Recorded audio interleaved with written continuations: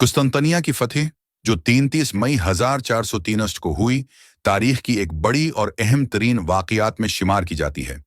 ये फतह सल्तनत उस्मानिया की तरक्की और मुसलमानों की तारीख में एक नए दौर का आगाज़ करती है। जो पहले बाज़ंतीनी सल्तनत का दारुल हुकूमत था, एक स्ट्रेटजिक मकाम पर वाक़ था। ये यूरोप और एशिया के दरमियान एक अहम तजारती रास्ता था और उसके दिफाई निज़ाम की वजह से कई सदियों तक महफूज रहा। बाज़ंतीनी सल्तनत इस शहर को अपने सकाफती और सियासी मरकज़ के तौर पर देखती थी, लेकिन 14वीं सदी के आखिर और 15वीं सदी के आगाज़ में उसकी ताकत कमज़ोर पड़ने लगी। सुल्तान मोहम्मद फ़ातिह दो मोहम्मद एक नौजवान, बासलाहियत और दूरंदेश हकमरान थे। उन्होंने कुस्तुनतनिया की फतह का अज़्म किया और उसके लिए तैयारी शुरू की। उन्होंने एक बड़ी फ़ौज जमा की, जिसमें मुख्तलिफ कौमियतों के सिपाही शामिल थे। उनके पास जदीद तोपें और हथियार थे, जो इस वक्त के जंगी हालात के लिए एक बड़ी ताकत थीं।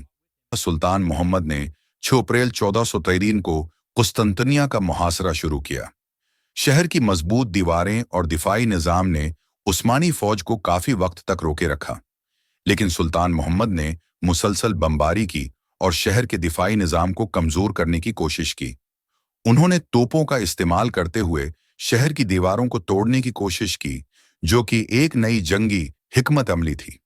1403 को उस्मानी फ़ौज ने शहर में दाखिल होने की कोशिश की। कई घंटों की लड़ाई के बाद उन्होंने शहर के अंदर दाखिल होने में कामयाबी हासिल की। कुस्तुनतनिया की फतह के बाद सुल्तान मोहम्मद फ़ातिह ने शहर की खूबसूरती को बरकरार रखने और उसकी सकाफत की हफाजत के लिए अहकामात दिए। इस रात कुस्तुनतनिया की फतह ने न सिर्फ उस्मानी सल्तनत को एक ताकतूर हुकूमत बना दिया, बल्कि ये इस्लामी दुनिया में भी एक अहम मोड़ साबित हुई। ये शहर इस्लामी सकाफत का एक अहम मरकज़ बन गया, जहां उलूम, फ़नून और तिजारत को फ़रोग़ मिला। ये फतह यूरोप के लिए भी एक ज़बरदस्त धचका थी।